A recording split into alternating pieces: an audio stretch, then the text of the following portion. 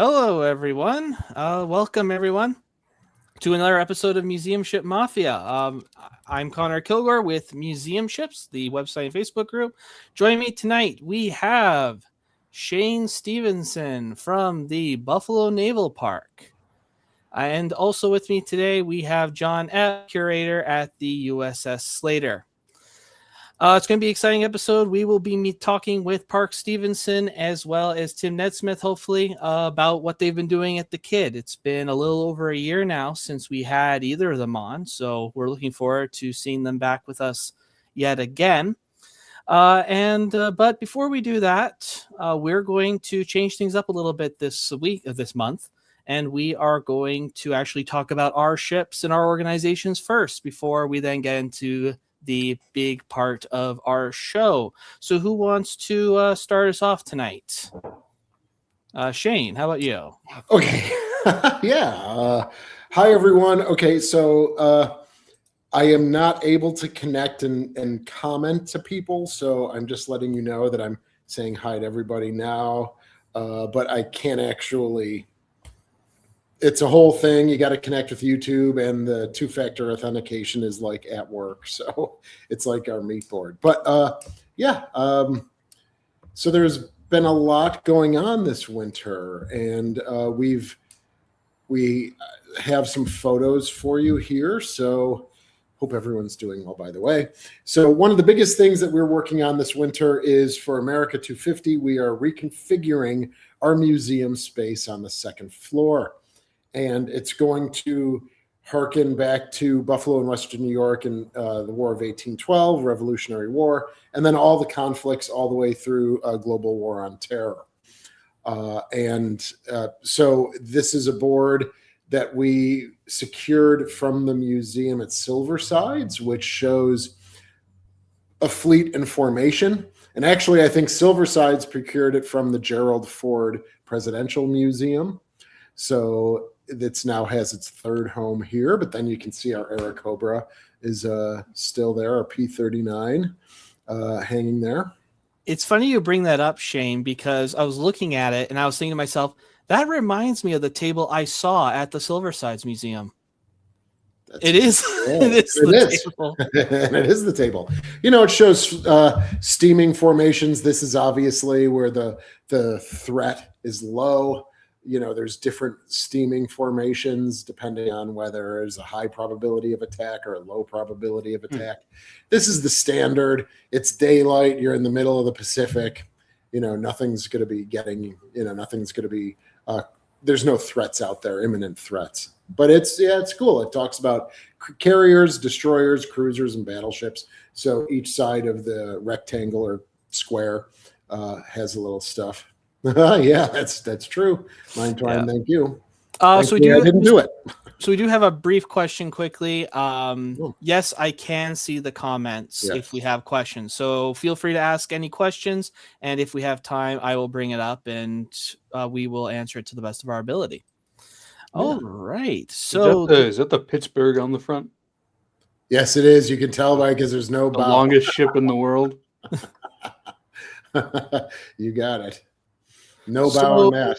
So yeah, here's go ahead, Connor. Yeah, so are we looking here at like a space that is being completely rearranged, I imagine?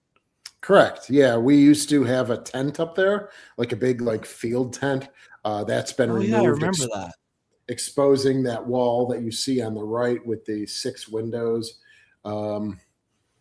So this was, earlier in the winter time. It's now the table's in place and things like that. So it's again our way of celebrating America 250. So just kind of speaking of using artifacts from our collection, and this is a project Stephen Tedesco, our director of education, is really taken under.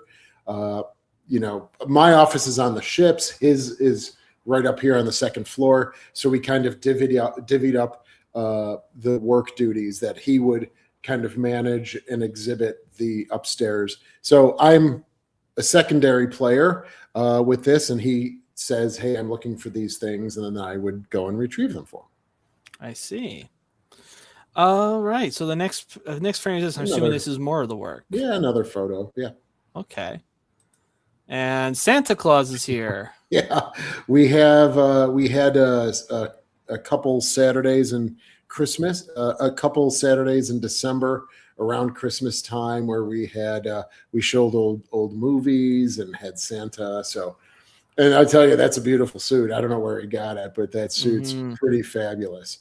So he's one of our docents named Bob, and we had hot cocoa and coffee, and people could watch a movie and talk to Santa, and then look around the collections as well, or look around the exhibits. Yeah, that's honestly a really cool idea. Yeah. All right. So the next picture is this. What is this? Yeah. So this is something that I've been working on over the winter. We secured a roller scanner, and that's what this is. So you can put something safely 3 feet wide at its widest point. It could be as long as you need.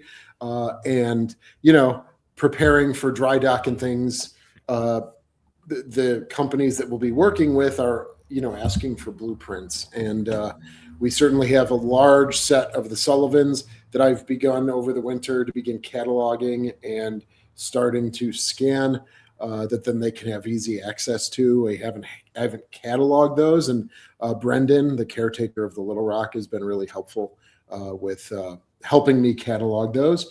And then we're going to scan, especially the most important ones that say TNT or Don John would need right away. Also, we have about 153 Croker blueprints. So we purchased this scanner to be able to do the blueprints on our own. So you roll it kind of where the mouse is, you roll it through. You definitely need 2 people, especially if a blueprint is 9 feet long, which we've seen. And it just kind of comes through the back like on a feeder roll. Right. Very cool. Yeah, I started my historical career as they called them digitizers at the Thunder Bay Museum back in 2011. And we didn't have one that's big. It was just a small scanner that was used primarily for photographs and newspapers. Yes. So I was looking at that. I was like, I wasn't 100% sure if that was a scanner or not. Fascinating. Yeah. So I guess you're redoing our gift shop. Well, this gift shop, we are now for this season bringing a gift shop back aboard the USS Little Rock. So right. This was our store that we redesigned a couple of years ago to bring it back to the ship's store. And so it's been populated with things that I purchased from eBay, puzzles, magazines, comic books, old cigarette packs, things like that, the things you would be able to buy in a ship's store. And then it was decided that because of encampments and, we have Sea Scouts, we've got Boy and Girl Scouts, we have Sea Cadets on board. It's a very active place. And so why don't we actually have a second point of sale? And so they're preparing that to get ready for our season where people can actually just buy some item. It won't be every item that's in our gift shop on land, but it will be certain items, a few T-shirts and things that you see there that they'll be able to purchase right on the ship itself. Well, the only hat I don't have from you guys is a Sullivan hat, so I'm going to have to pay that a visit at some point. They were completely sold out when I visited in 23. Well, that's a good thing then, I guess. Yeah, if they're selling, I have to come back at some point. I got the Croker and I've got a Little Rock, but I don't. Thanks so much thank you. Appreciate that. That's cool. Yeah, I still need to get your challenge coins too. Oh, thank you. Yeah. Yes. All right. So I'm guessing restoration work is nonstop, and I'm guessing that's what this is related to. Yes, and before this happened, so before the great thaw of 2026. You'll see that pipe and the elbow joint right there on the right-hand side. There was ice buildup that leads right to the main deck near a scupper, and water just exploded out of that pipe. So what you'll see here is you see insulation on the top, above that longitudinal, and then you see the hull on the bottom. So it's recently been painted, which is nice. I was planning on putting a dry dock exhibit like a pop-up exhibit explaining what a dry dock does, and that's right on the Little Rock when people come in. So then they would be able to learn about what a dry dock is, our 2 ships. I talk about the KIDD and I talk about the cobia as well in that exhibit. And it was all getting ready to be put into the space. And then we had that flooding casualty. So the crew have been working hard. They removed that insulation that you see again below the longitudinal. It's still there above the longitudinal, but we need to do some sealing, as you can see up there, and securing that. Well, it's a good thing you hadn't put those artifacts up before that happened. Correct. Yeah. Yes, absolutely. Miss one. So we do just have a comment here. Where can you go to buy items online from the Buffalo Naval Park? Thanks, All American Travels. Certainly, we have an online store on our website. So buffalonavalpark.org, and then you'll see an online store, and you can purchase most items. Some items we just don't have on the store. It's either too complex of an order, but you can, I think, buy pretty much 95% of the stuff that you would see in the store there, including challenge coins, I believe. So, yeah. But it's a link on our website. Yeah, I've checked it out before in the past. It's a really good store. All right. So the next slide here, we have, I guess this is more restoration work that's going on. Yeah, this is something the crew's been pretty passionate about. It's S1 berthing, so Supply 1 berthing, and it was not restored. And so when this is done, this will give us thank you, All American Travels. That's great. Thank you. That will give us, 25 to 30 extra berths, that we might be able to then expand, potentially for that one more troop, for an encampment, or when the Sea Cadets are here, they might be able to expand it. So it's just increasing our berthing areas and the number of bunks we have available to groups. I see. Very nice. And then, so I guess you're doing winter tours now, judging by this. Yes, we on Saturdays and Sundays, we had 3 tours scheduled a day. They were pretty successful this season. And so obviously we look forward to doing that. We actually open for the season this Saturday. But now we're like debating how do we, because it's not our opening because we've already been open all winter. So how to get the message out that we are open in the winter times, but then how to also honor like getting ready and opening for the season. So we open this Saturday at 10 a.m. and we have a little ceremony and we get people on board. So we had to make sure that people were safe. We did have a video. And it really is just crossing through over the Sullivans right onto the Little Rock, and then it was a guided tour of the Little Rock. So it was very similar to our normal self-directed or follow the yellow line tours, but they were all guided with a docent. So I see. Yeah. How's the weather? Is the snow mostly melted for you? Or we had a 60-degree day yesterday. Today was 57 or something like that. So pretty much most of the snow is all gone. But I think the temperature is going to plunge right back down next week, back into the 20s and 30s, which I'm okay with. It's still winter time up here in Buffalo. So, but yeah, most especially in the Buffalo River, most, if not all of the ice is gone. I don't yet know about Lake Erie, and I've talked about those in some of our videos where it's, I think the most recent was the pitting video where I talk about, the water levels and the frozen Lake Erie and then the frozen Buffalo River. So, so we have a couple more images here. The first is this. Would you mind giving us information on this? Yeah, this is, we do a wreath laying in December. And so at all of our monuments, we do have 14 monuments that honor various branches and various memorials. And so, we work with other organizations and we have a wreath laying ceremony at our various monuments. I see. Yeah. And last picture here. Sorry if these are others. I guess this is just another picture of the displays you're working on the site. Yes, absolutely. So again, it's going to cover every conflict from revolutionary up into the global war on terror. I don't know if we need to create a new one for Iran, but we'll at least go to the global war on terror. All right. And so, John, do you have any questions at all? Just that I'm jealous of that blueprint scanner. Oh, tell me about it. As you should be, sir. As you should be.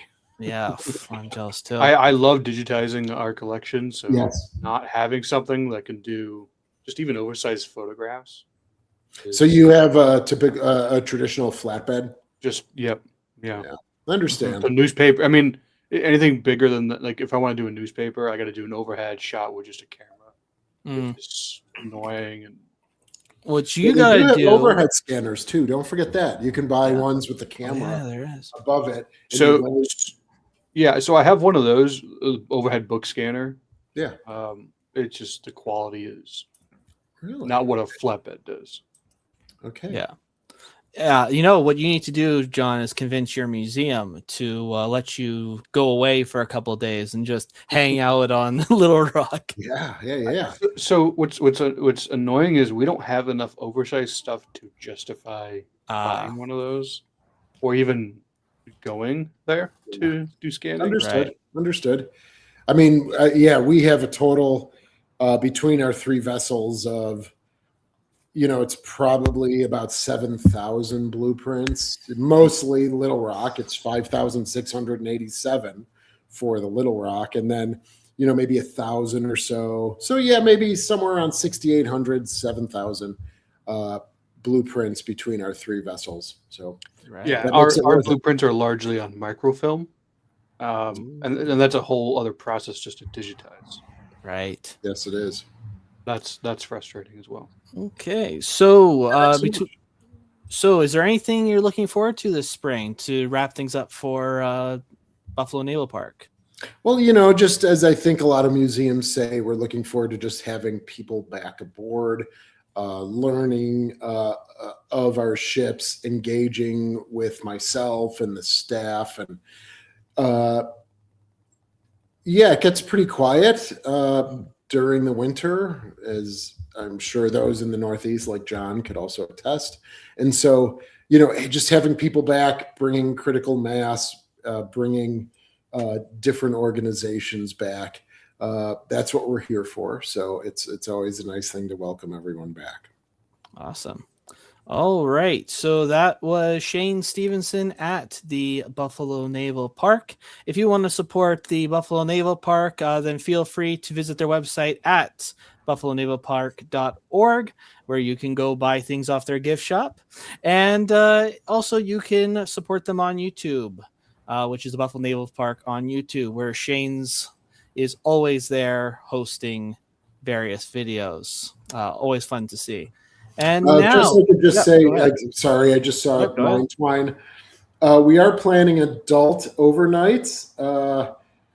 We do have encampments for the kids, but we are in the process of maybe doing 4 or 5 times a year where we would rent out the Little Rock for, for small, for families, but 1 or 2 families at a time, and then they would be overnight.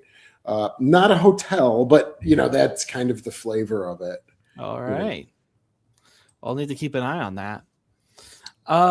So next we have John Epp, who is the curator at the USS Slater. John, what's going on? Yeah, so coming out of winter, we opened for our season on April 1st, so just a few weeks away here. And we're just counting down the days, like Shane said, to welcome people back aboard. I'm most excited to see all of our volunteers again, all of our tour guides. It's been a semi-quiet winter without them. So it's going to be fun seeing everybody again. Yeah, I bet. When do you open for the season? April 1st, Wednesday, 10 a.m. All right. So by the time we have our next episode, you guys will be up and running again. We will be. All right. Is there any exciting things happening on Slater? You did send me some photos. Let me just bring them up. Yeah, we can start going through those. So the last time Slater's mooring lines were renewed were 2020, just after we got back from dry dock. So After this past winter, we've noticed a little bit of fraying here and there. So, we're going to go ahead and redo all of our mooring lines. So trying to learn how to splice rope. That's not a skill I have. So hoping to have some folks to do that. Unfortunately, all of our old bosun's mates that used to do all of this work for us has since passed away. So we got to do it ourselves. In the 6 years since she was in dry dock. Yes. Yeah. So our main bosun, Boats, I don't remember his first name. He did his best to teach our crew, our volunteers and staff how to do certain stuff. So we'll see if we remember all those skills. Yeah, well, I'm sure you guys will do a great job.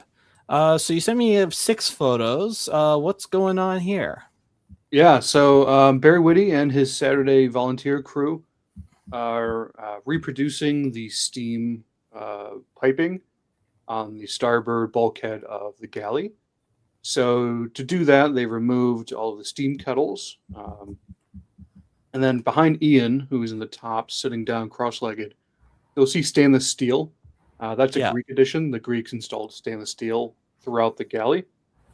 So as part of this restoration project, they removed the stainless steel on the bulkhead, cleaned the bulkhead up. So the first time it's probably been open to eyes since 1951, at the latest, when the ship went to Greece.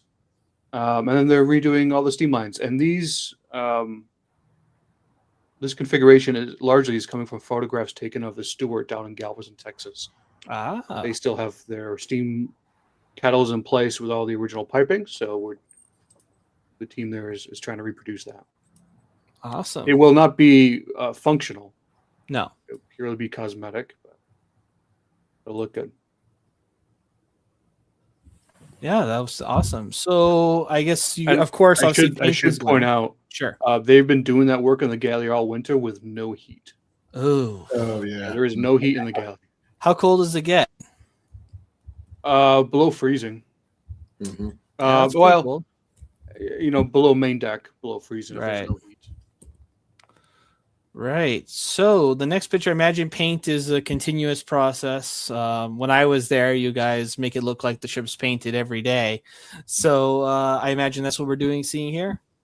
Partly. So that's Ed, Yep.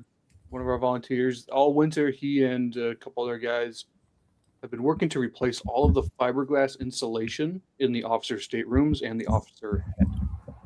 Wow. So it's been a big project. Having to remove everything, the bedding and uniforms, etc. They are close to finishing. Getting a little nervous. I'm hoping they're going to be done in the next week or two. We'll see. Right. Yeah. Yeah. Actually, someone. Yeah, Sir Booms a lot. Yeah, I've heard that. That's great. So for those of you that don't know, the last destroyer escort from World War II in service was in the Royal Thai Navy. They just decommissioned her this past fall, and they just announced that they are going to preserve her as a museum, I believe, on land. Yeah. In a concrete dock. Is that what or concrete cradle or some sort? Yes, from what I understand, it seems like the Thai Navy seems to have a tradition of bringing their ships onto land, and it seems like they're going to be doing the same thing for her. Yeah. So I'm excited to see where that comes from. Yeah. I can't wait to see photos and videos of it. I would love to see how they've modernized the ship over the years. Oh yeah. Obviously, the exterior still looks World War II, but I'm sure the interior. They redid they redid the wheelhouse a fair bit from pictures I've seen. Oh, they probably enclosed the flying bridge. Yeah. So obviously, snacks are important. You keep your volunteers well fed. So this is in the Chief's quarters. It doubles as the volunteer hangout space on the ship. And the Monday, Tuesday volunteer crew, there's usually a pile of snacks. Yeah. If their wives knew about this, I'm sure there'd be some finger wagging and talking to. But Okay. There's always unlimited coffee and snacks. And this is just a great photo. I'm assuming this is in the morning. Yeah, so Thomas Sion, who does most of our Facebook photos, took this, I believe it was last week, or maybe this past Monday, I don't recall. So the ice finally broke up.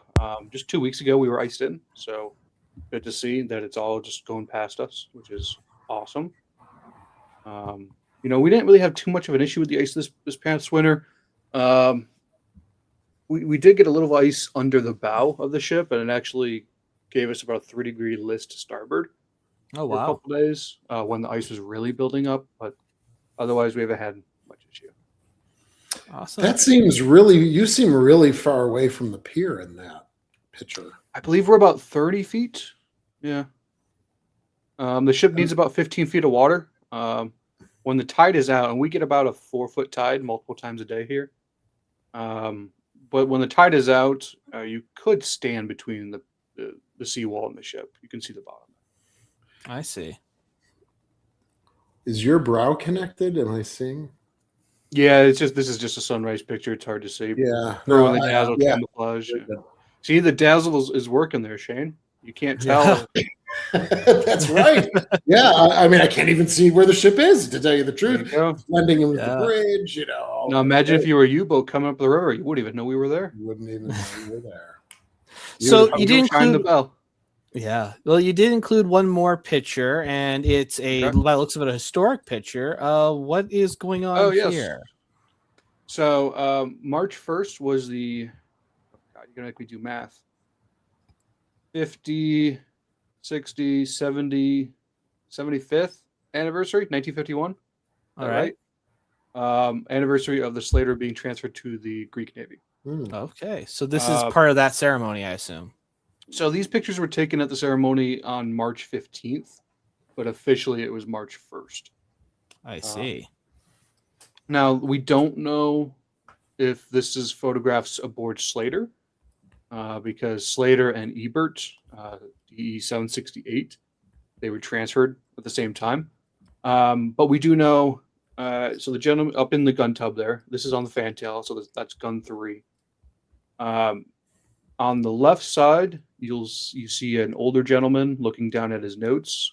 Mm-hmm. Behind him, so you can see the right ear and some of the face, that is the Slater in the Greek Navy, so Iatos. That is Iatos's first commanding officer.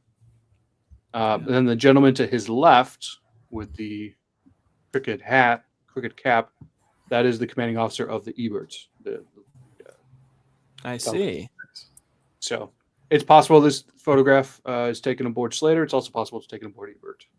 They were nested together at the time. I see. So funny that photograph looks like it's and there's like a bishop, a Greek bishop behind the speaker. It's so funny because this picture actually looks like it could be from 1945. Right? Oh yeah, with the sepia tone and stuff. Fascinating. So, yeah. So, I'm sure you find even now fascinating photos every year. Periodically we get a lot of folders, a lot of photographs from the Greek sailors. They'll send them to us periodically, so it's nice to see what the ship looked like. Every once in a while, we'll get a photograph of the interior of the ship, so we can kind of see, changes. Mm-hmm. Yeah, those are. I wish we knew more about the ship's service. We don't know a whole lot. Yeah. Well, who knows? Maybe someday you'll need to just put out a call to any Greek groups and say, "Hey, does anyone have any information?" Because that's get about bits here and there, but it's difficult. All right, then. Well, if people want to support the USS Slater, where do they go? So, easiest way to support us, of course, our YouTube channel. We don't put out a lot of content, but video or two a month out there. We did this past winter start doing a video series on Slater Signals. So Slater Signals is our monthly email newsletter that you can sign up for free on our website. One of our volunteers has decided to turn it into a video format as well. Okay. Try to reach audiences. Otherwise, our website, ussslater.org. Learn about the ship, sign up, become a member. Spoiler alert, we are increasing our membership prices this year. They technically have not changed since like 1975. All right. When our parent organization was formed. So if you want to get in on the lower price, you can still do that. But the next few weeks, that's going to change to a higher price. So you said 75, correct? 1975? Yeah, so that's when the Destroyer Escort Sales Association was formed. Right. And we still have the same prices of their membership. So if you guys want a membership equivalent to what it was like 50 years ago, a nice little remembrance of the past, be quick to get your membership now. $25 a year. That's what it is right now. All right. Well, thanks very much, John. Thank you. Yeah. So I know everyone wants to get to our main event, which is an update on the KIDD, but I'm just going to very briefly do a summary for what's happening at Museum Ships, which is the organization I am with. So if you guys aren't aware, Museum Ships is a website as well as a Facebook group, and we support and promote museum ships around the world. If you visit our website at museumships.us, you can visit our site and get we have a lovely interactive map which shows you the locations of well over 500 museum vessels. And if you're in the mood to buy something, we do actually have a page which links to a ton of different museums' various online stores. So if you want to buy something from Buffalo Naval Park or the USS Slater or the USS KIDD, then feel free to visit us and we'll have links directly on there as well. Not too much happening on our end. We're steadily growing, especially as I think people are starting to travel a little bit more as things get warmer. So a lot of excitement we're starting to see bubble up for events as museums start reopening here on the north side of things. And we're hoping for a very productive year. Feel free to join our group. Our Facebook, we have a successful Facebook group. We have about 140,000 members now. And we look forward to seeing your posts and your stories and our conversations. I really don't have too much else to report today. But now we are seemingly at the point now where we need to talk about the USS KIDD. And we should have two people with us tonight, although one does not appear to be here yet. But we can introduce one regardless. Please welcome Parks Stephenson from USS KIDD Museum. Hello, Parks. Hello. Hey, Parks. How's it going? Hello, Parks. Doing good. How are you doing today?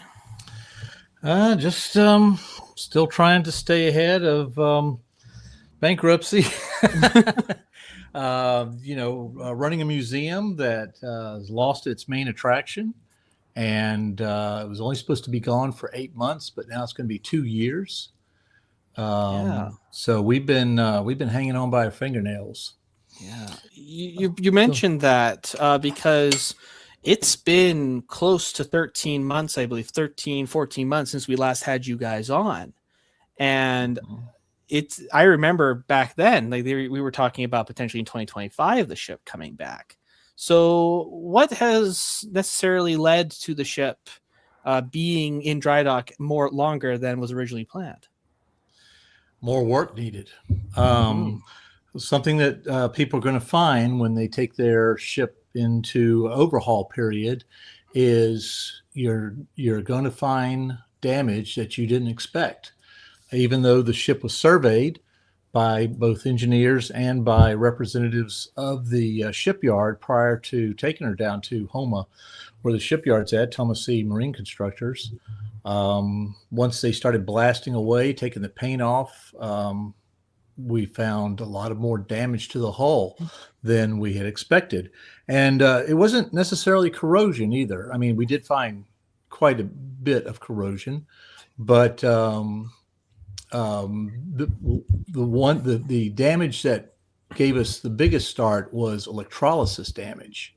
Okay. Sitting in the Mississippi River, which is the main commercial highway of America, with traffic 24 hours a day, every day of the year, they're all emitting navigational signals, communications, whatever. And our ship is a big antenna pulling in all these electronic signals, which then try to find a way to ground.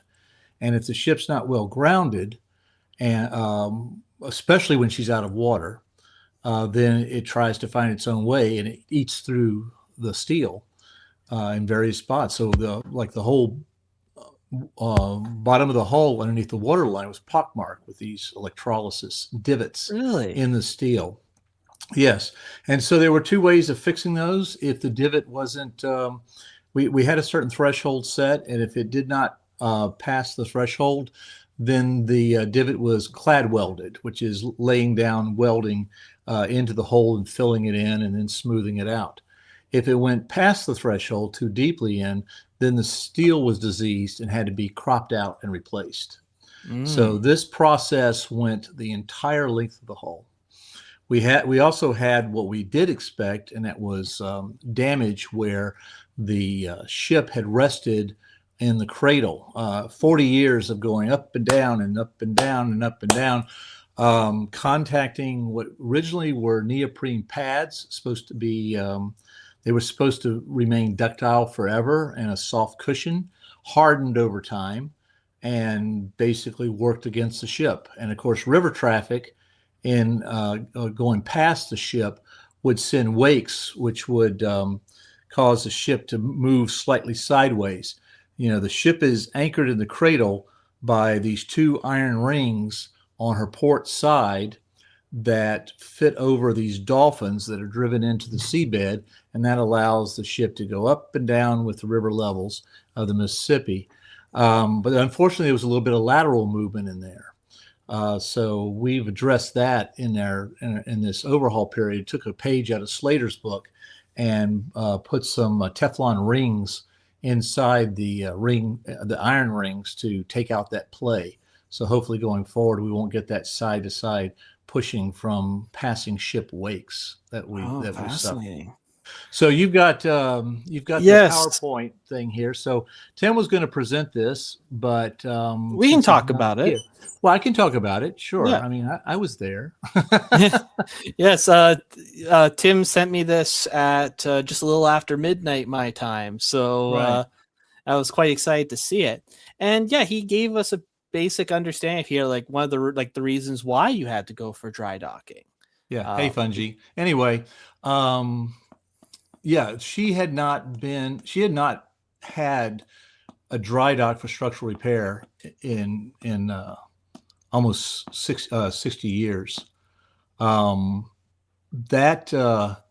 If you look at the handbook that the Department of the Interior uses for these museum ships is supposed to get an overhaul, go into dry dock for some structural repair every 10 years. That's if they're in salt water. If they're in fresh water, you can extend that to 20 years. KIDD had not had a dry dock in over 60 years. So the time was now. And this was basically the reason why I came to Baton Rouge, was to get this ship into an overhaul period. She'd been sitting in her cradle for 40 years. And like I said, she moves up and down. The cradle's pretty well designed. It's interesting. It was a unique structure. There's nothing like it anywhere else in the world. It was actually designed by a political cartoonist from one of the local newspapers who, the engineers were trying to figure out, well, do we do it to a dock? Do we move the dock up and down? Because the Mississippi River can rise and fall 40 feet. In London, HMS Belfast has similar tidal rises of the Thames River that can be as high as 30 feet or so. And they have a series of chains that anchor to the bottom and allow the ship to rise and fall. But so they were throwing around all kinds of ideas. And this guy just sketched, well, how about you take a couple of poles, put some rings on, attach them to the ship, slides up and down. They looked at it, and engineers took it off and did some number crunching and came back and said, yeah, I think that'll work. And so they built it, and it's been serving us pretty well for 40 years. But again, you do this over time. There's nothing. I mean, Shane his destroyer slams into the river bottom on occasion. We slam into keel blocks.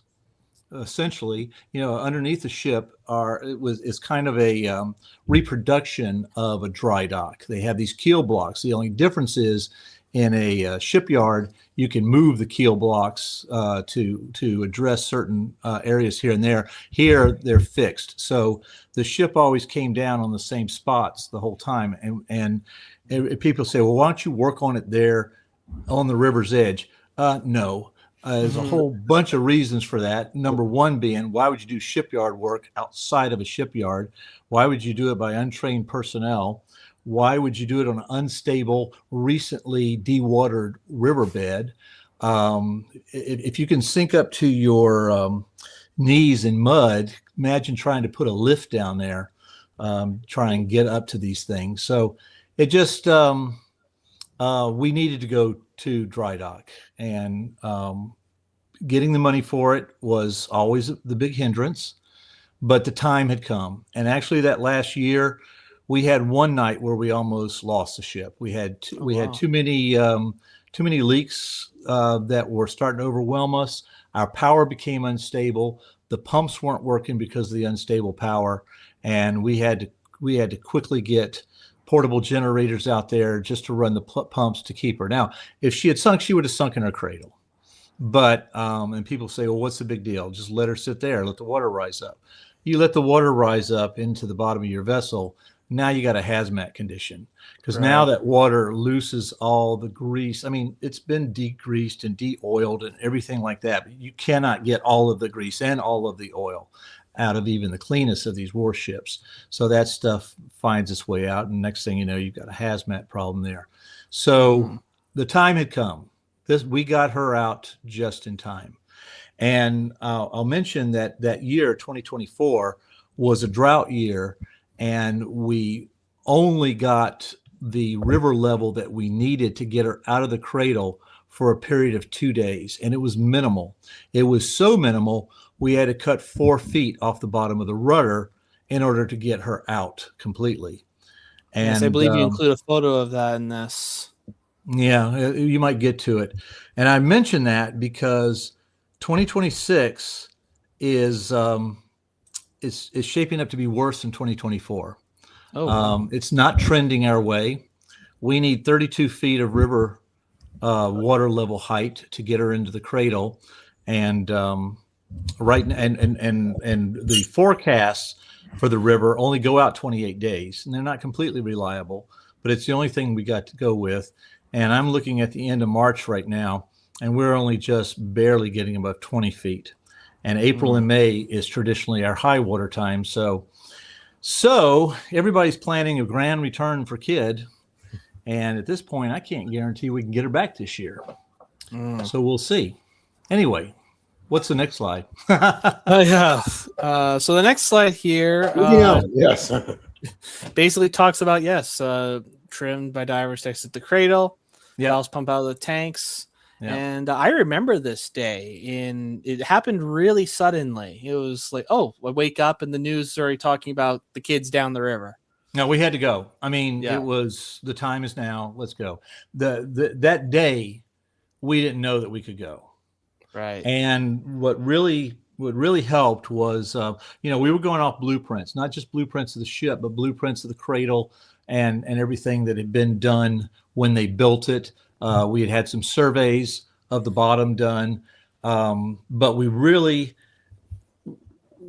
weren't sure we were going to get out based on the figures that we had in front of us. But the salvage team, TNT Salvage, had some divers go in the water, and they visually verified that we had the clearance. The elevation numbers on the blueprints for the cradle were off.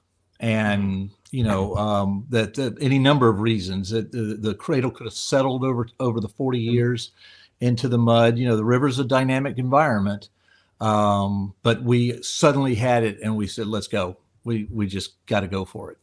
Yeah. So it was a matter. One day we had to remove the gangway that required a huge crane from a floating barge to come remove the gangway, and then the next day we were able to get her out. Nice. Trimming the rudder that was the decision I had to make. And actually it was an easy one to make because Kidd's rudder had been enlarged after the World War II. In the Cold War era, they enlarged her rudder to try and give this destroyer a little bit better turning radius. And so cutting 4 feet off basically cut off the post-war extension. So the rudder has been restored by the shipyard and restored to original World War II dimensions, which means it's 4 feet shorter. So between that and cutting off the post-war sonar dome, it should be easier for us to get back in. But still, we need 32 feet. That's an elevation problem right there. Yes, I remember you talking about way back when we did our last interview with you that your whole mission has basically been to convert the Kidd back to her 1945 appearance. Yes, or at least the closest proximities you can get. No, August of 1945, and we're really close. Mm-hmm. One of the major alterations that has always wanted to been done. This goes back to Tim Rizzuto and his desires back when he was converting the ship to the 1945 configuration back during the 1980s, was to restore the steward's quarters. During World War II, African Americans who joined the Navy could only become messmen, to serve white officers. That's the only rate that they were allowed into, starting with the FDR administration. And they had segregated berthing.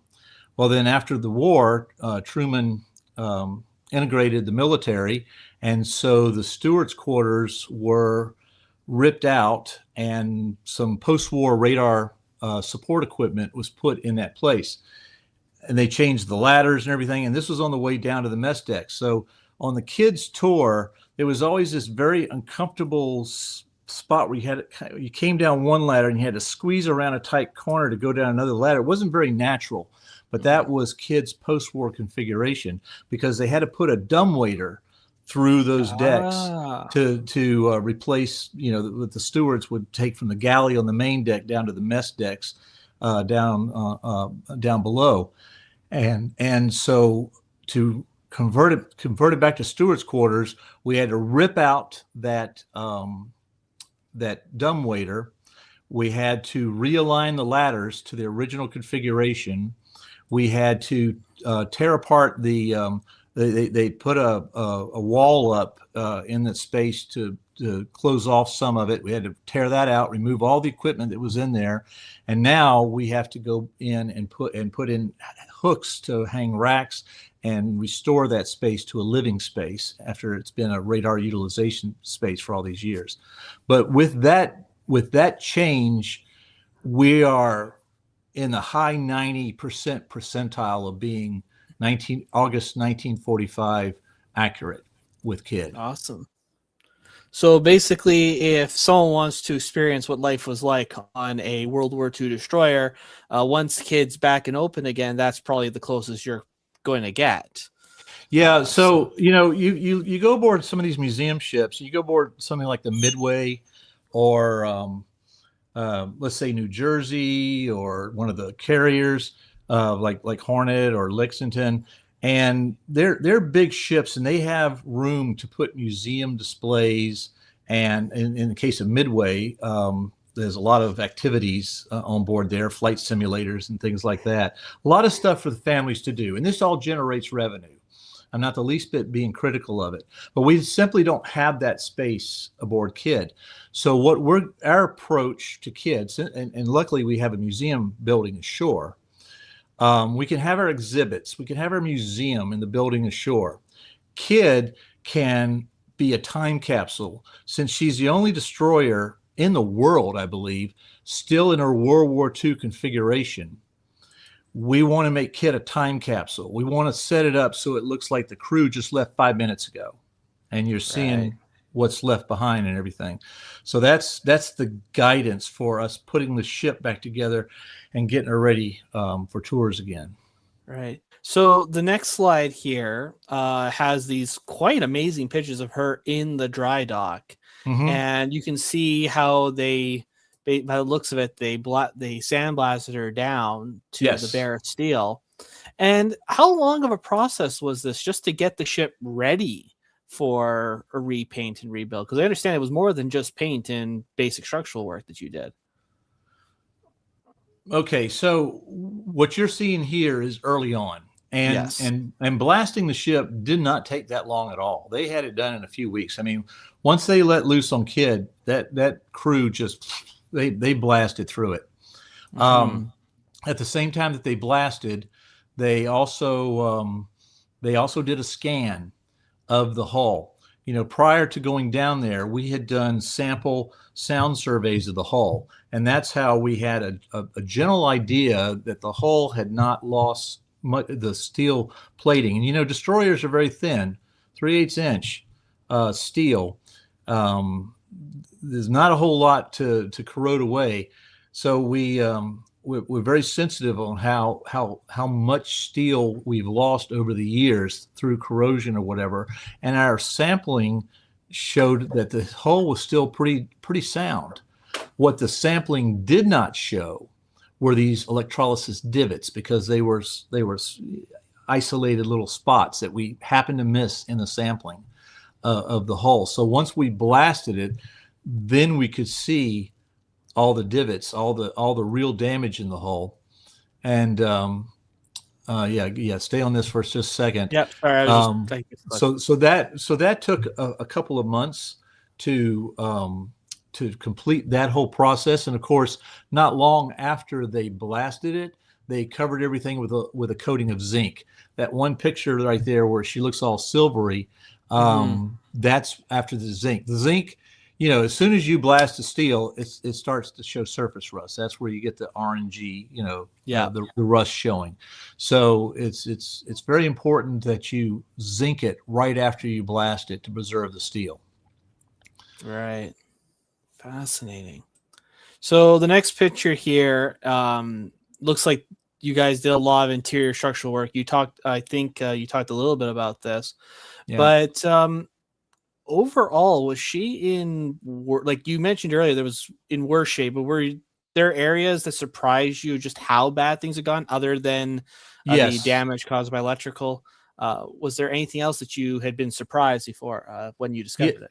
Yes, our keel had a lot of wasted steel in it. Again, that's from sitting on the keel blocks. We thought the keel was in pretty good shape because we didn't see a whole lot of leakage from that area. But once we got down in there, we saw areas where the keel had lost a lot of its mass and had to be cropped out and replaced. We had frames that had separated from the keel. That was very concerning. There was a lot of, and a lot of this had to do with water that got inside the hull we had eight, I believe it was eight hull breaches when we went down there. Picked up another couple on the trip. So we had about 10 hull breaches and once they blasted it, a lot of those little electrolysis holes, when the ship had been in the water, just a few feet down, you know, the more you go down from the surface, the more pressure you have pushing up against the hull here. You had some of these holes that while the ship was in the water, they didn't leak because the outside pressure was kind of pushing up against it and then if there was something inside the hull, like water, like in a ballast tank or something, it reached a kind of equilibrium. Once we took the ship out and there's no more outside pressure, all of a sudden water started gushing from tens, if not, well, I would say tens of pinhole leaks that we never even knew were there before we lifted her out of the water. Wow. So yeah, it was, I went around and took movie videos of all these little things of water coming out. We had no idea. So yeah, it was, it's a thing. And that's that's something I tell Shane more than once. Be prepared as much as you think you know what's going on with your ship. Once you get her in dry dock, be prepared. There's going to be a lot there that you didn't expect. Absolutely. Shane and John, do you have any questions or comments? Yeah, working with Tim and Park so closely, visiting when she was in a floating dry dock is really, they've been so unbelievably helpful to us. And again, trying to minimize our uncertainty about this and giving their experiences with kids specifically, but also with the Cobia and the New Jersey and the Texas and the KIDD, working with all of these organizations as we prepare to go to dry dock as well. I can't thank you enough for two Parks and Tim. Parks, did you want to talk about the worming, what you'd call worming? I think that was something. Well, that was related to the electrolysis. We got these. Okay. I don't know. Did Tim put any pictures up there? I don't see any. No. So what he's talking about, along with these little divots in the hull, we saw all what he calls worming. It looks like worm trails in the steel, and that was simply the electrical currents trying to find the ground. They were searching around, tearing things up as they went, trying to find their way outside of the hull. It was very disconcerting. It looked a lot like the ocean bottom in the deep ocean. You'll have all these different little organisms underneath the ocean bottom, and you never see them. All you see are these worm-like tracks in the ocean bottom. It looked exactly like that. But what other slides do we have on here? Okay, well, the next one I actually did want to ask about, because one of the things that had surprised me as I watched as an outsider was that you guys didn't just do hull work. You were like rebuilding parts of the deck, especially on the stern. I imagine it was due to steel fatigue. Well, no. So another form of corrosion is putting dissimilar metals together. Wow. We noticed over the years with KIDD that our fantail area going up to our quarterdeck area at the aft end of the after deck house, just right there forward of Mount 55, we had severe pitting. And it was not very attractive because it was the first thing you saw when you came aboard. The gangway is right there, and you step off the gangway onto this horrible looking deck. And we tried to keep up with it with we would plate over it and try to work with it that way. There were areas where I would stand on the deck and the deck would flex underneath me. Didn't give me a very good feeling that it was going to be around for much longer. And this was a problem. So this was a contract item. We asked the shipyard to replace the decking, and what we found, the reason why it was mostly in the fantail area, is Ed Zakowski found this in a blueprint one day, that the metal back aft, the metal decks back aft were galvanized steel, and they butted up against mild steel. Whenever you put aluminum of the deck houses against a mild steel deck, or you rivet galvanized steel up against mild steel, that the mild steel plates that we put over some of the badly corroded areas and welded those down and painted over, we were creating this dissimilar metal corrosion, where it's a chemical reaction between the two different types of metal, and it's accelerated corrosion. So what they had to do is they had no choice but to rip all that out and replate it. And they replated it all the way up to the quarterdeck, which actually wasn't in our contract. But the shipyard bought the steel for this, and then they came to us one day and said, "We have some extra steel. Would you like for us to rip up some more areas and do this?" And we said, "Yes, please." and so they did. So our quarterdeck, I don't see a picture of the restored quarterdeck, but it's beauty now. I can maybe look near the end.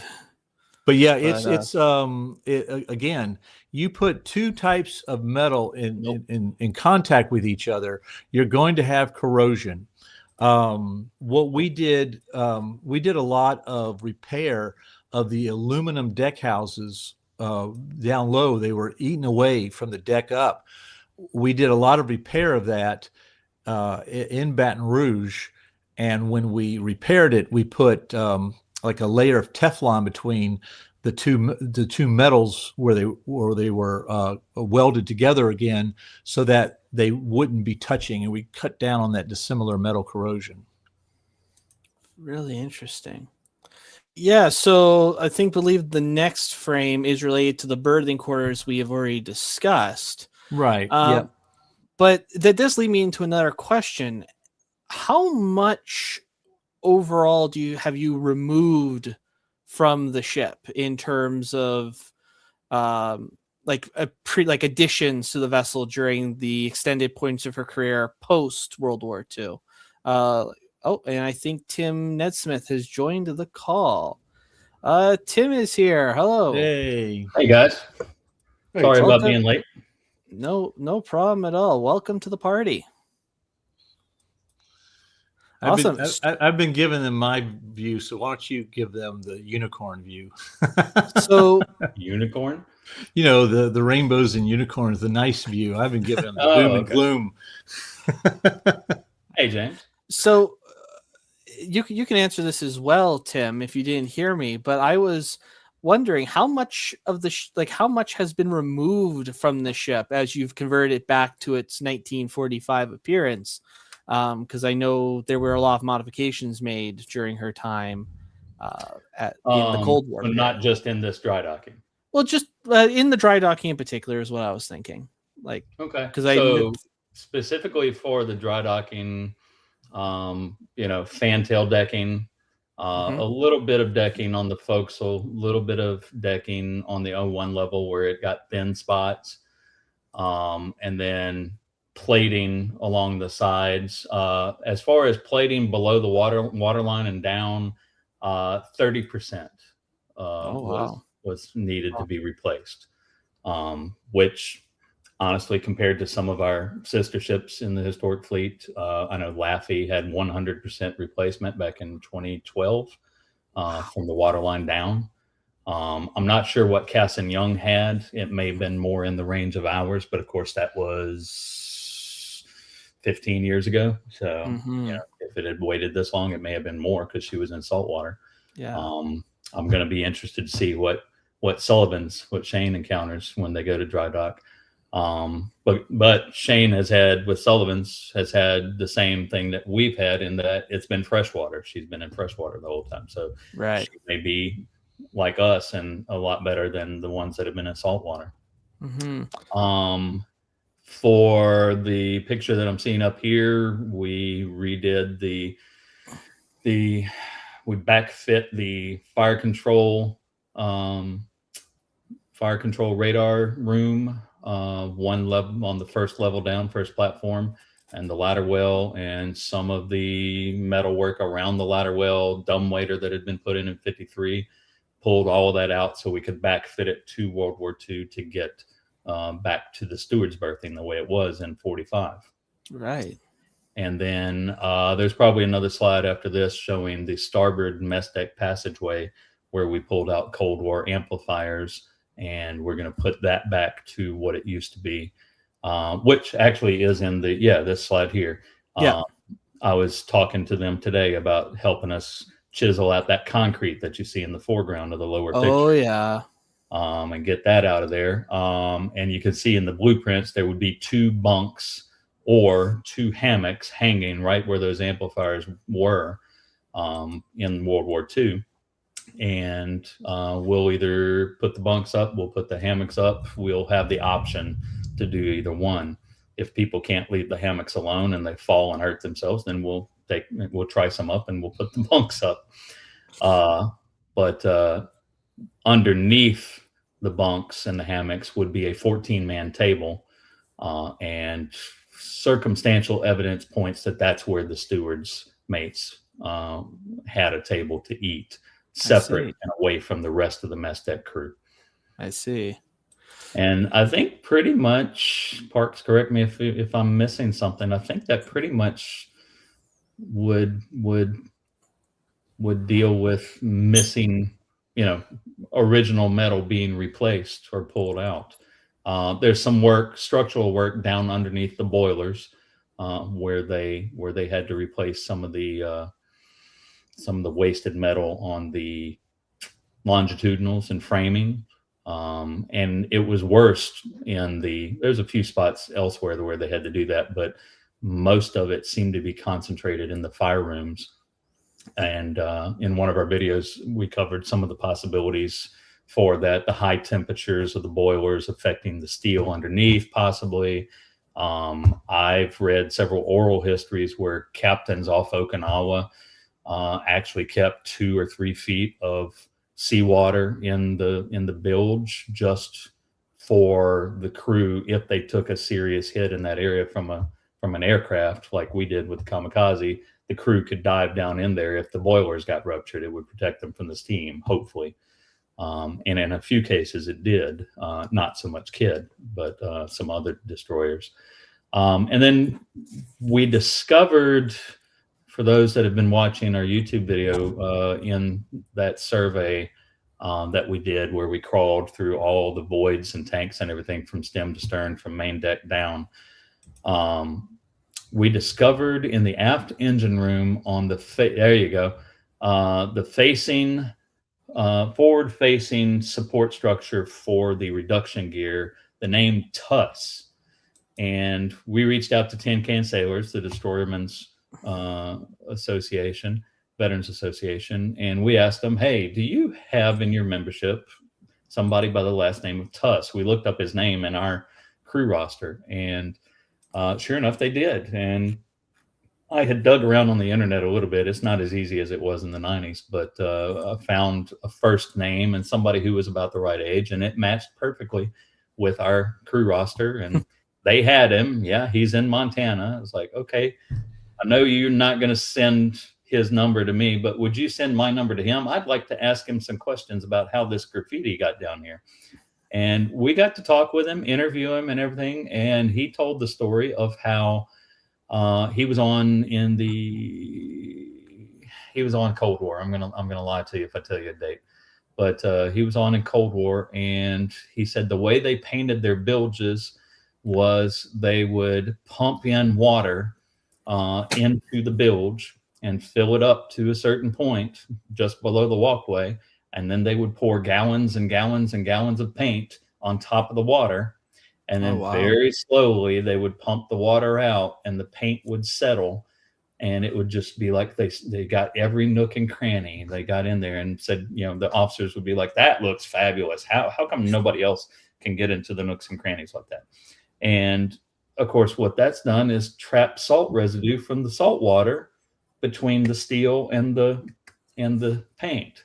So I'm not a structural engineer. I'm not a chemist. I can't point and say this is the culprit for why some of that structure in the fire rooms was the way it was, but those are certainly possibilities. Maybe all of them cumulatively. I don't know. It was funny. For a second there, I was about to say, hey, Shane, you should do that on Sullivan's when the time comes. But no, you've dissuaded in that regard.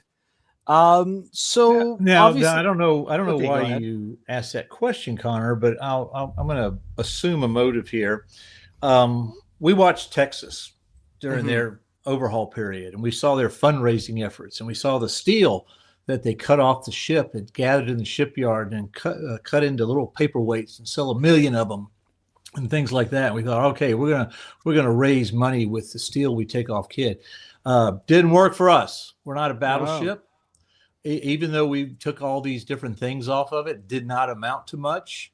The shipyard did not want to hold mountains of waste steel on their yard because it was a working yard. They always had projects coming and going and shifting around and stuff. And we didn't have the infrastructure to take the waste steel and do much with it. Basically, it came down to one day they said, go get the pile and take what you want out of it. And we took a few random things out of it that we could put into an exhibit on the overhaul. But as far as using any of the waste metal and turning it around for monetization, we just weren't able. We don't have the operation that Texas has. We don't have a ship the size of Texas, and we didn't have a yard like Gulf Copper, where Texas is at, that could that could set aside an area for all the waste steel there. Those sonar amplifiers you see wrapped up there, they had to be destroyed because it was that's Navy equipment and could not be sold or gotten rid of, so they had to be destroyed. We cut off the sonar dome. We have it, or we will have it. Oh, we do have it, don't we? We have it. Anyway, I don't know what we're going to do with it. It's a big ugly thing, and needs a lot of restoration work. And we don't have infinite storage space where we're at. We temporarily have a warehouse, but we're going to have to give it up at the end of this year for the artifacts that we took off the ship. But we just we tried to save what we could, but in the end, we had to say goodbye to a bunch of stuff. But we do sell rivets. We went around. Every time they did some work in there, those of us came down from Baton Rouge and picked up rivets off the floor of the dry dock, and that's what we are selling.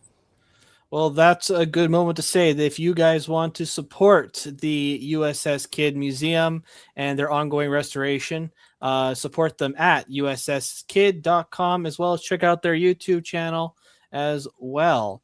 I'm sure they will love the support.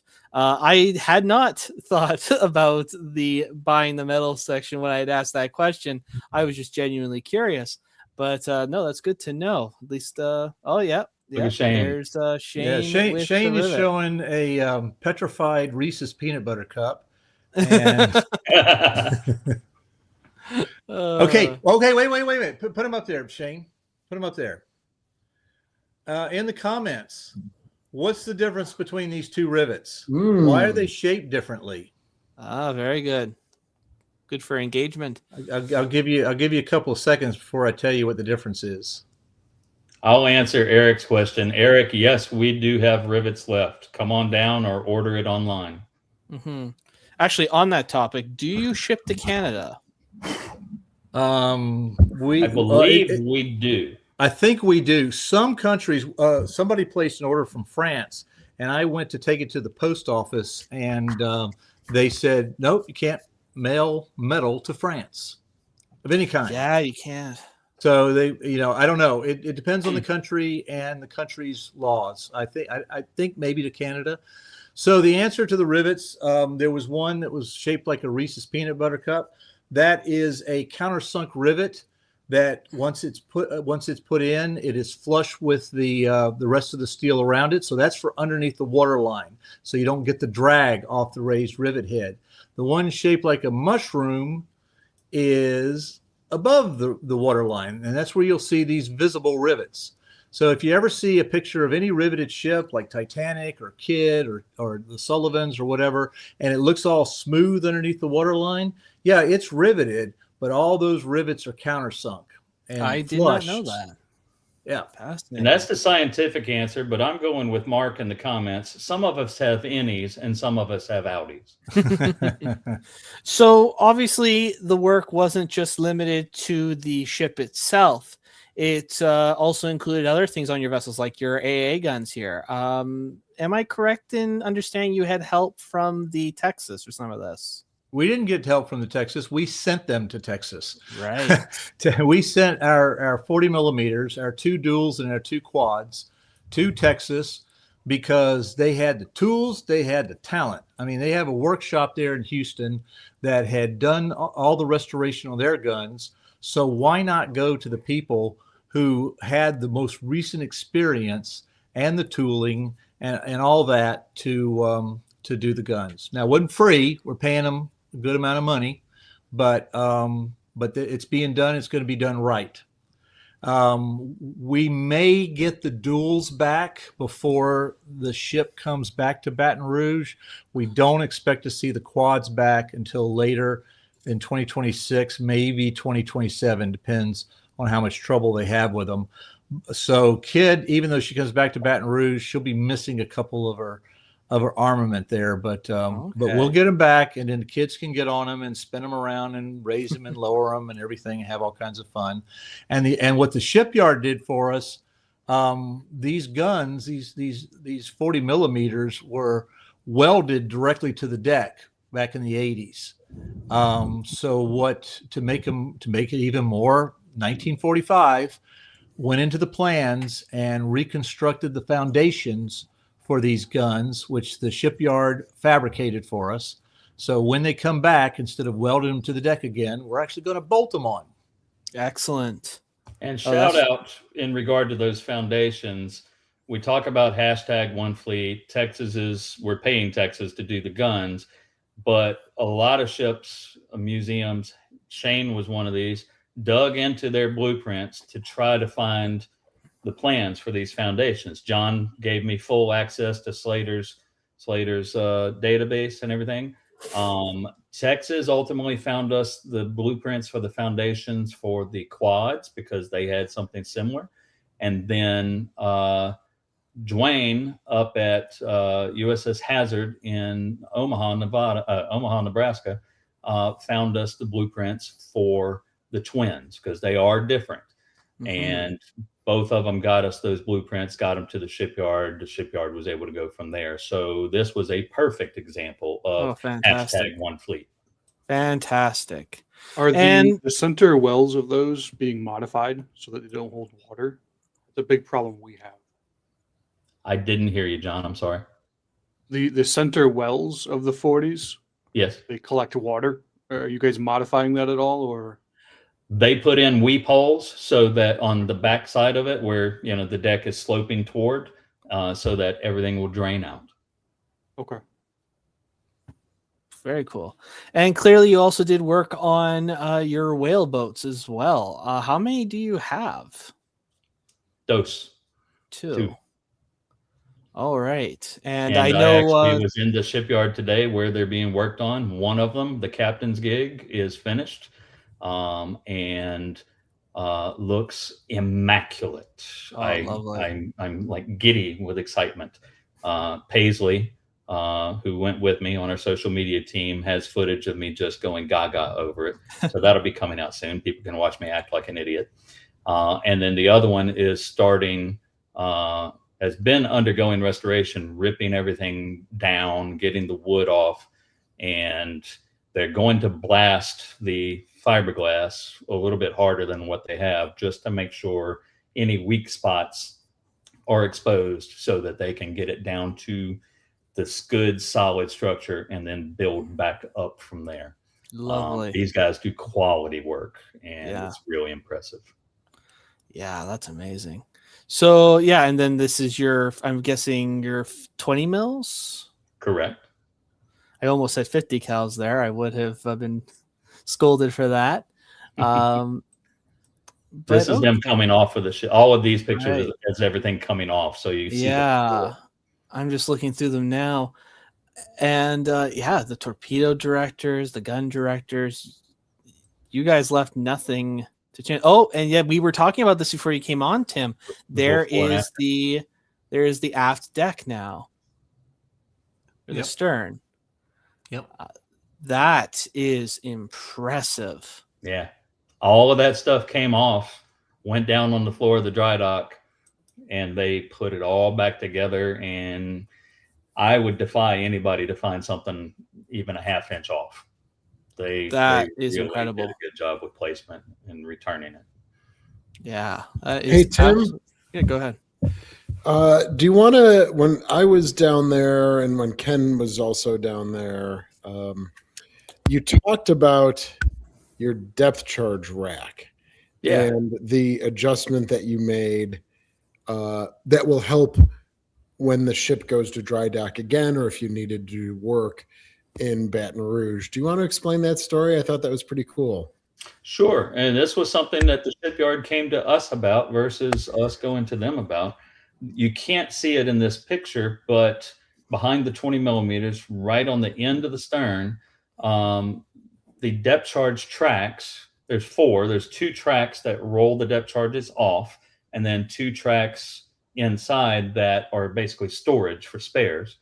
The 2 tracks that roll off, John will tell you, because he used his to damage a rogue passenger boat that decided they wanted to play chicken with Slater, but they jut out over the back of over the water, out from the back of the ship. So there's a protrusion.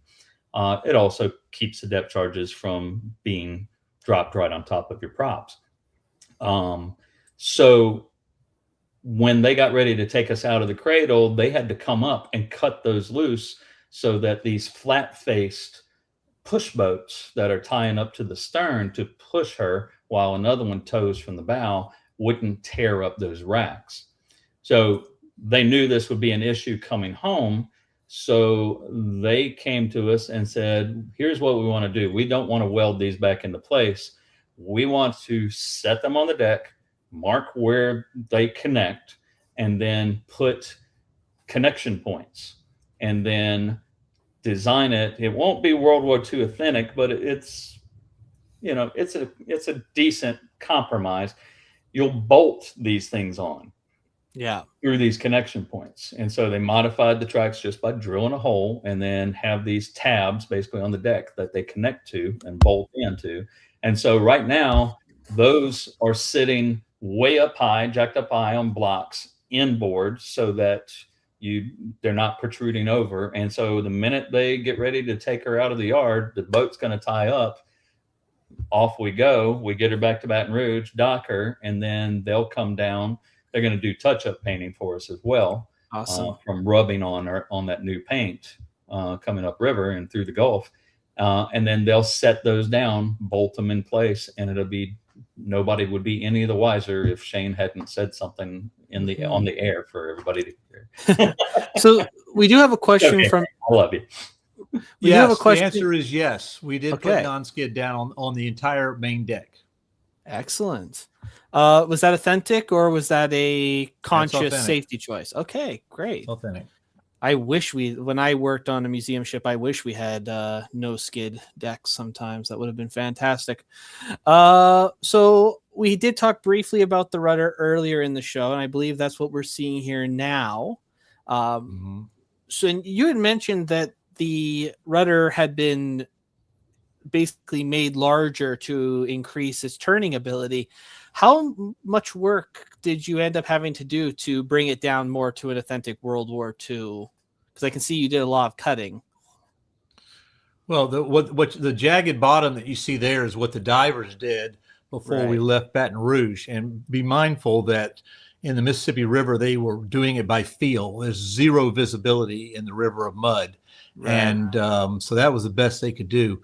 But as you can see, what they cut off was basically right around the dimensions that we needed it to be. Perfect. So that was a restoration of that. If anybody's wondering, those white squares and frames that you see there are sacrificial anodes that had been put on the ship. Originally, in 1960s, on her last overhaul, they put 24 sacrificial anodes back near the stern, where you've got a lot of those dissimilar metals, the bronze of the props, the mild steel, other type of metals back there. A lot of activity back there with the turning of the props, etc. So that's where they concentrated the anodes on the ship. Based on the electrolysis damage that we saw throughout the entire length of the ship, we decided to be non-authentic, and we put anodes, over 100 anodes, everywhere where down the length of the ship, and especially concentrated back on the stern where we potentially had the most threat of electrolysis damage. Now, the Navy had put zinc anodes on because zinc works in salt water. Zinc did nothing in the fresh water of the Mississippi, so we replaced them with magnesium anodes, which will do the job in freshwater. I believe I remember back when New Jersey got dry docked, Ryan talked about that because I think they had a similar situation as well. Possibly even one of the submarines as well. I think maybe COD has something. Evan, you can clarify if you're still in the chat. But yeah, amazing work. Connor, can you go back one slide to the single? Yes, I can. So to give you an idea of what was cut off, right. If I'm pointing, nobody can see it. If you look at the back end of the rudder there, you notice what looks like a dent going straight down? Yep. So that is the addition that they put on the tail end of the rudder. And then at the front of the rudder, you can see it's a straight line going straight down. Right. And then they put an addition, which really the addition you can't see on the bottom because the silt was built up around it. But if you go back to the before and after, look at the front of the rudder now. Yes. See how it's angled. So that shows you the difference there. And then look at the old picture on the left, and you see it's not as easy to see that extension, but look at the very top of the back of the rudder versus the stern above it. And then look at the back of the rudder. And if you can downsize it a little bit again to where it gets out from under the logo. There you go. You see how much more room there is between the back of the rudder and the stern. Parks did a really great job with this perspective of getting it perfectly lined up because you can see the difference in the size now. Yes. Really good. So that's why she couldn't turn worth a crap versus the Iowas. Really, Fletcher's had a worse turning circle? Yep. Really? Documented. You wouldn't think that's the case. All my years of World of Warships have been lying to me. I liken it to something the younger generation will understand now. She would Tokyo drift. Her tail end would just slide instead of cut in. Right. So there's a few more pictures here, and what are we looking at here? Steward's quarters. Quarters. Okay. Looking forward. You see where the room was partitioned, was cut in half by that wall there. Yeah. And everything that was in the room, which is already taken out, even in the left picture, is completely taken out in the right-hand picture. So we've got to restore that to a living space. Mm. The last 4 Fletchers, Eric, had twin rudders as built. And no modifications brought any twin rudders to any of the rest of them. They just added length and depth to it. And this is looking aft in the steward's quarters. In the same room. Same room. You can see where the ladders have been moved. You can see the scuttle and the deck. You had to come down that ladder where the guy is on the ladder and make a very sharp turn to go around the scuttle and then go down again. Now the scuttle's moved underneath the ladder coming from above, so you've got a lot more room there. Wow. And if you look underneath Antonio's foot where he's standing on the ladder in the left-hand picture, you see that piece of wood laying on the deck? Yeah. That is covering the hole where the dumbwaiter shaft passed in front of that ladder. So when Park said you had to squeeze through, you had to squeeze through because they had a shaft right in front of it. So is this from the outside? That's the ladder coming down. This is where it is. So before you can see the whole scuttle is moved forward, which allows us now to close that off with a watertight door, which is what it was before. And if you look to the left, if you look through the breakwater, you'll see another breakwater beyond it. That was a fake breakwater. If you look at the side of the Fletcher, it had the bulwark on the side has a swoop shape to it. And Kidd, I don't know how many, because Sullivan's and Cass and Young don't have this, but we had a double swoop, and it looked weird. It just looked weird, but that's gone now. We're back to one single swoop. And we're looking World War II-ish. Yeah, here it is. Yeah, I put that in just for you, Parks. Not just for me, for Tim Rizzuto. I inherited my hatred of this from him.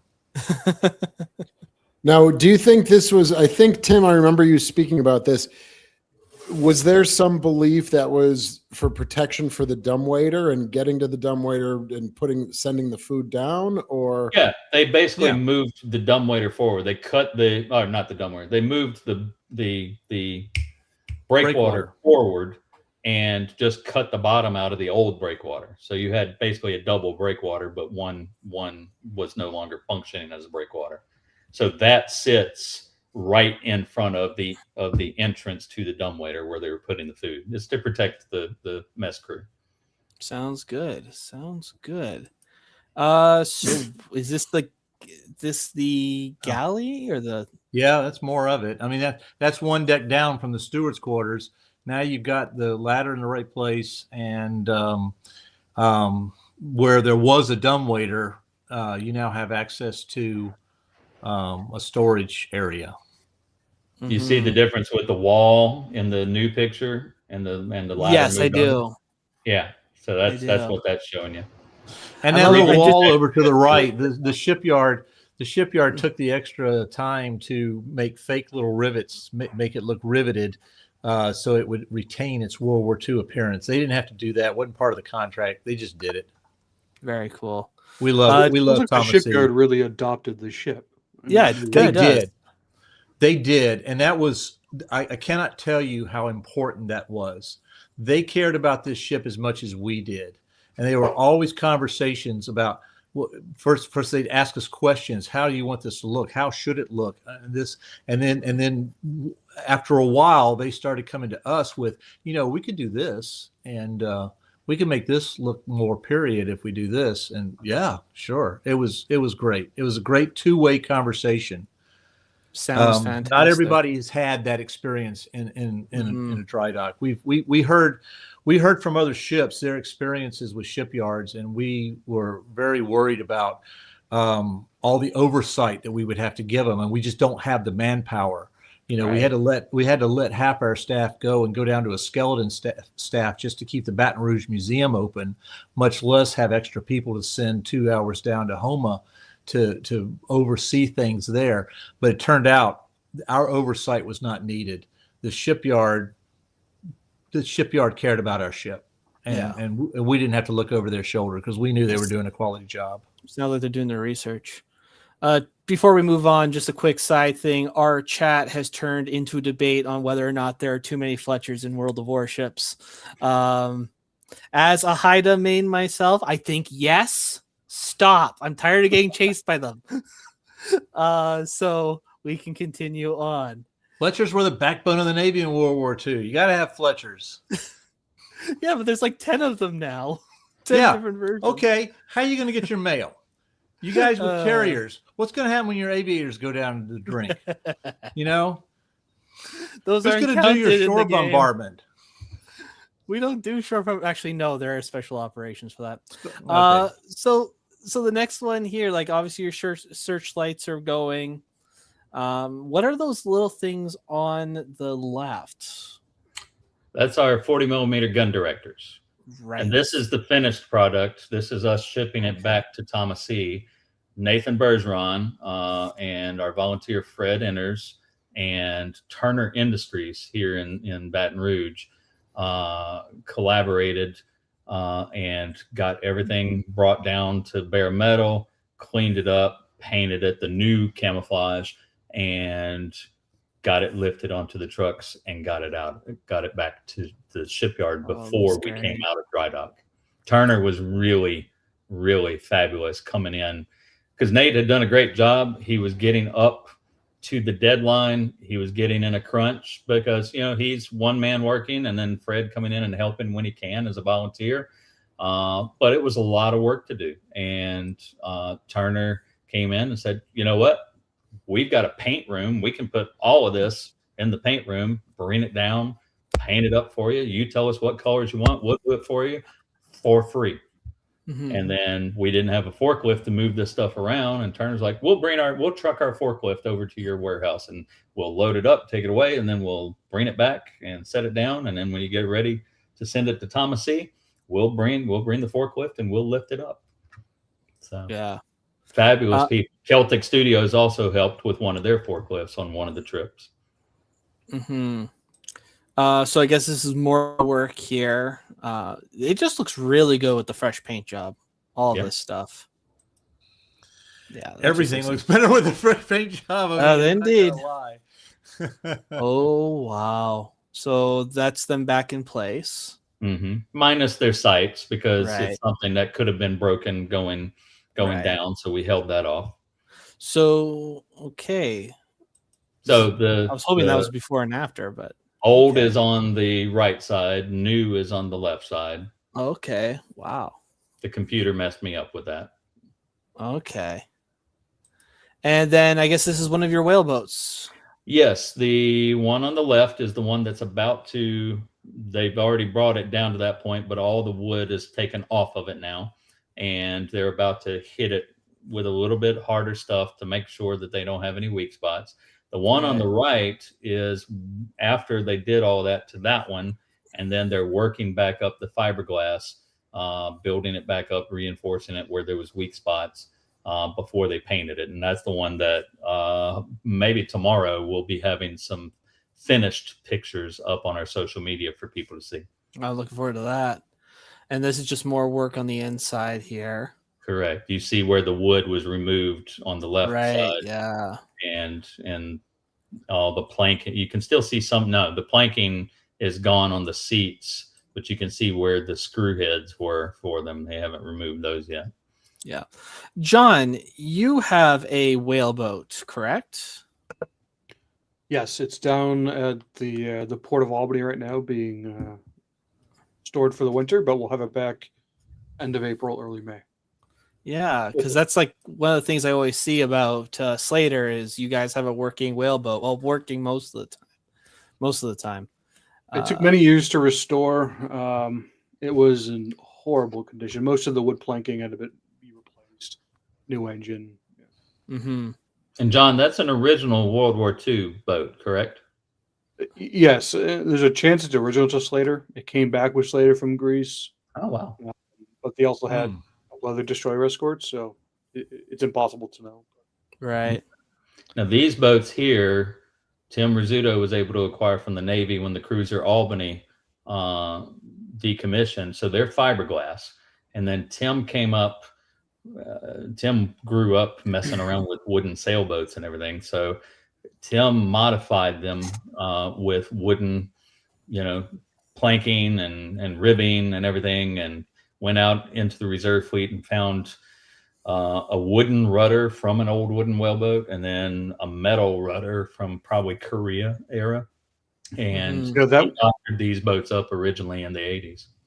That would have been very awkward because there was a short-lived attempt to preserve the Albany. So if that had succeeded, would have had to come repo the whaleboats. He'd already drilled into them with screws and everything. They wouldn't have been. Okay. So here she is. Is this like right after she got into the dock?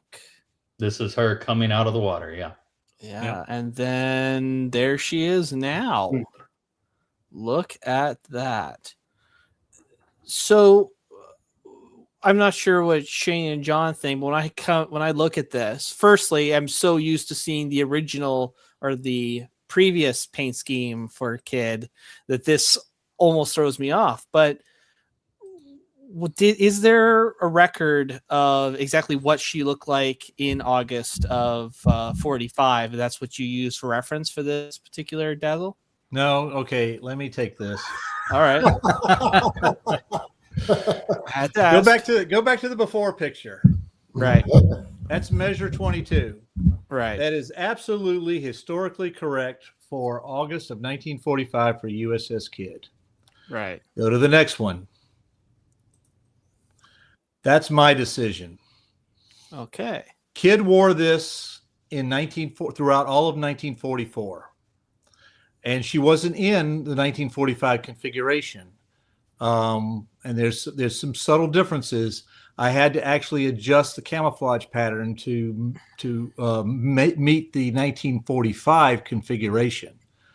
But I felt that with 40 years on the Baton Rouge riverfront, and when I first moved to Baton Rouge and was going out in town to buy furniture to put in my home and everything, wear my USS KIDD hat, and people say, USS KIDD, is that the ship that you were in the Navy? No, that's a museum ship downtown. We have a museum ship downtown? Yeah. And if the river's low, you sometimes can't see the ship over the top of the levee if you're driving by.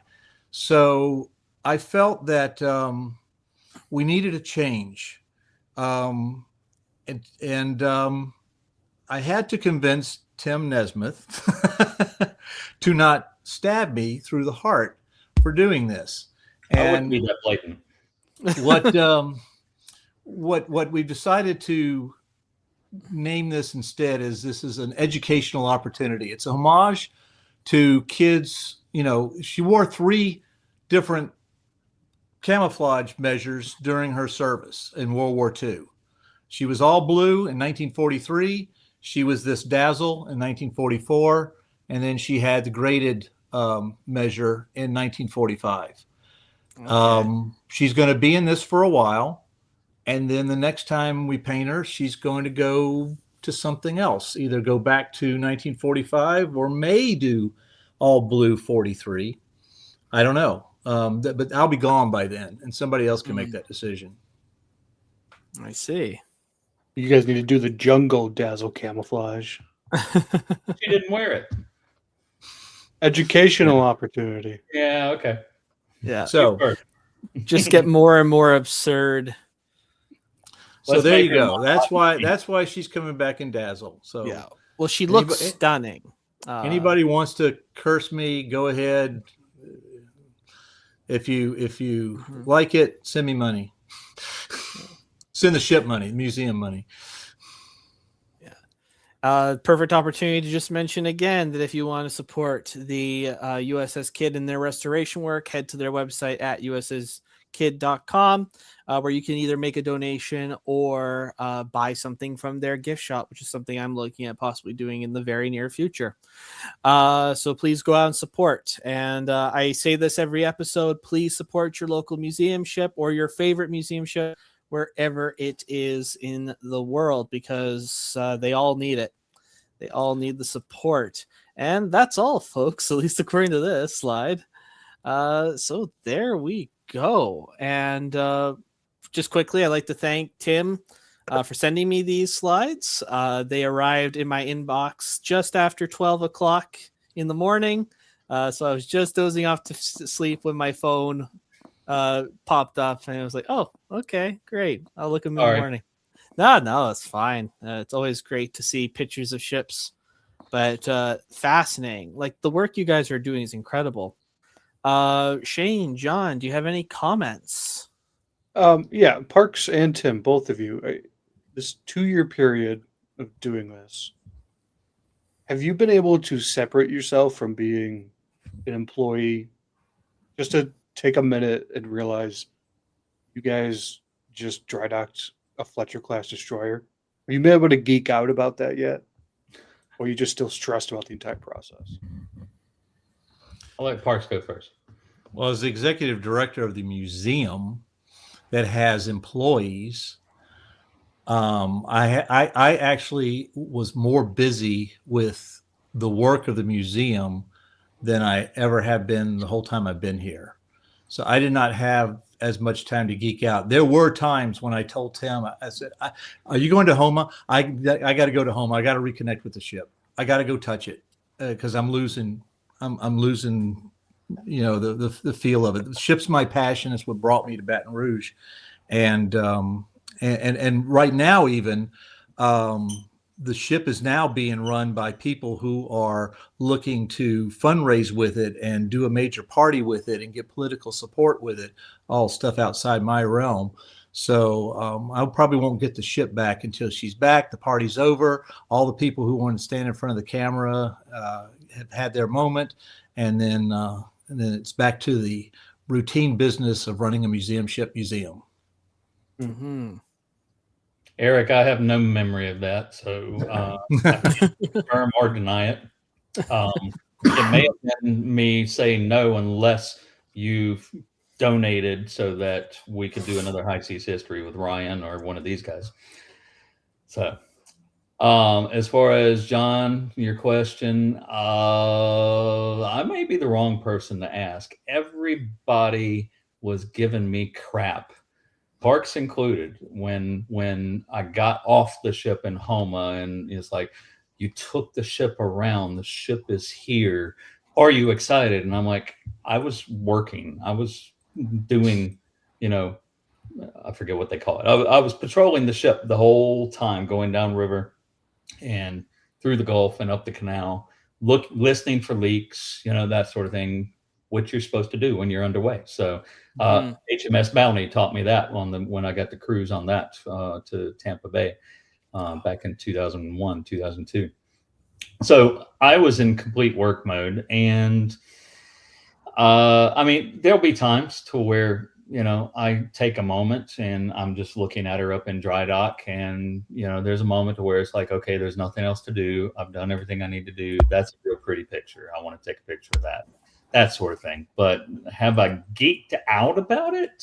I don't think so. I think everybody expects me to do that Brandy Chastain thing from the Women's World Cup of ripping my shirt off and whipping it around and everything. And maybe that's just not me. I don't know. But I will say I am excited that we've accomplished what we've accomplished. If my excitement isn't like exuding out boisterously, that's because, Parks and I were talking about this yesterday. It's like, Parks didn't do this alone. Tim didn't do this alone. Nate didn't do this alone. This was all part of a team.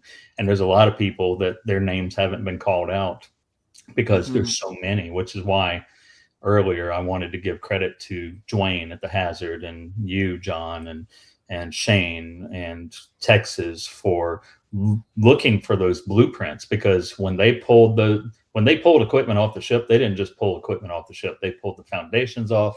They got rid of the blueprints. You don't need it anymore. Pull it out of the collection. And that's hard to come back from. So the people who donated money and all that, I'm sorry if I don't seem really excited. Maybe when the ship gets back and I take my 30-day vacation, because after we get her back together some and just disappear for a while, maybe during that I'll be like, woohoo!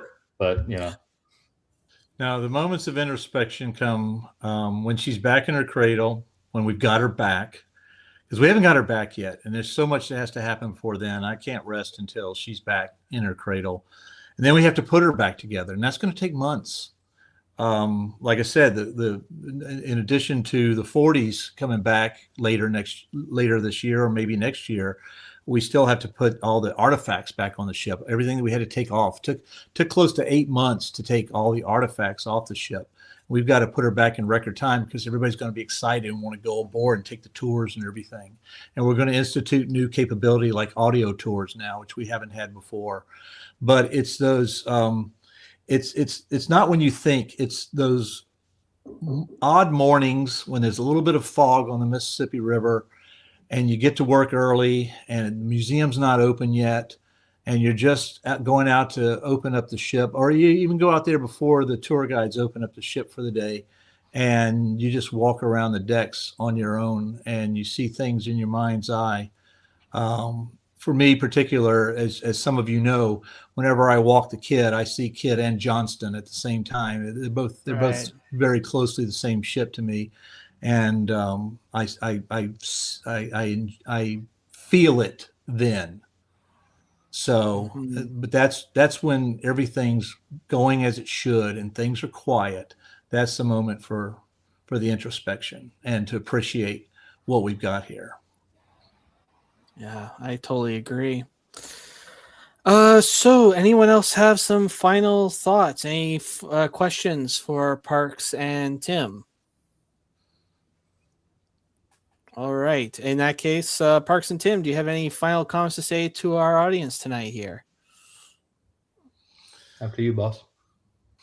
I'm saying I see one of the comments says that we're devoted to this ship. Every single member of my staff, myself included, we don't get paid for the work we do. I mean, we get paid, but I took a 50% pay cut to come to this ship. McDonald's down the street pays their workers more than I can pay our tour guides or our entry level people. The mid-level staff, the managers, our business manager, our operations manager, our curator, they can make more money elsewhere, but they work there because they love the ship. And that's the kind of people that run these museum ships. So the only thing I would ask is go easy on them.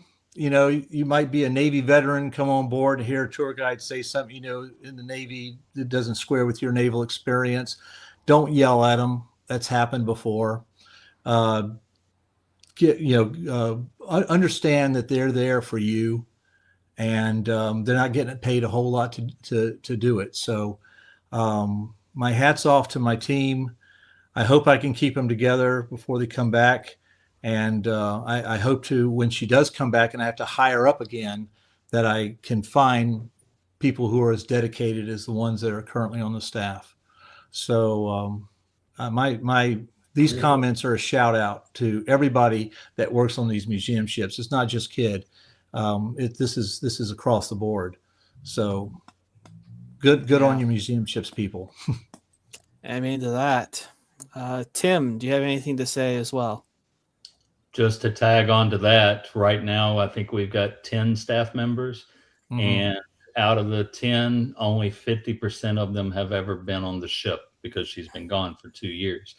One of them, Paisley, went down with me today, and she was glowing as she walked around the ship. She's just walking around in awe because the last time she was on board, she was so young she doesn't remember it.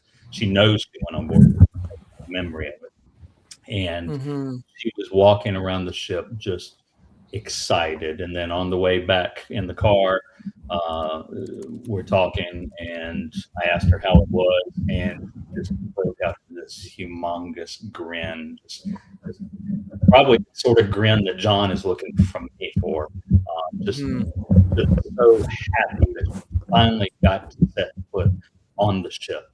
And then she was like, I really want to learn more about it. I've read the docent's manual, but I really want to learn more about the terminology and the anatomy of the ship. So the last 45 minutes of the drive was her asking about what is this called and what is that called. And I'm basically giving a school lesson in naval terminology vocabulary. So she was so enraptured that she left her phone behind, and you had to turn around and go back and get it, and that's why you were late. Yes, and we walked right to her phone. It was a beautiful thing. So awesome. Well, that's an expensive loss. I was really fearful for her of having to replace that phone. Yeah. Just one thing. Thank you, Eric, for the $20 towards another High Seas history.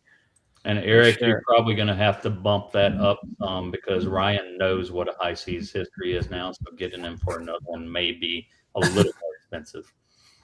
Okay. So John, Shane, any more questions? No, sir. All right. Well, in that case, because we did our show, our basically summary of our museums at the beginning of the show this month, that's it. So we hope everyone has a fantastic evening.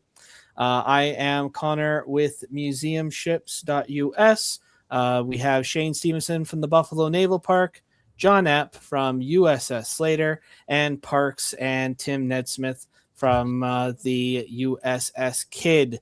One final time, if you want to support the USS KIDD, USS Slater, or Buffalo Naval Park, please check out their websites at usskidd.com. They're all over the place. USSSlater.org and BuffaloNavalPark.org. Thank you all for watching tonight, and have a great evening. Thank you.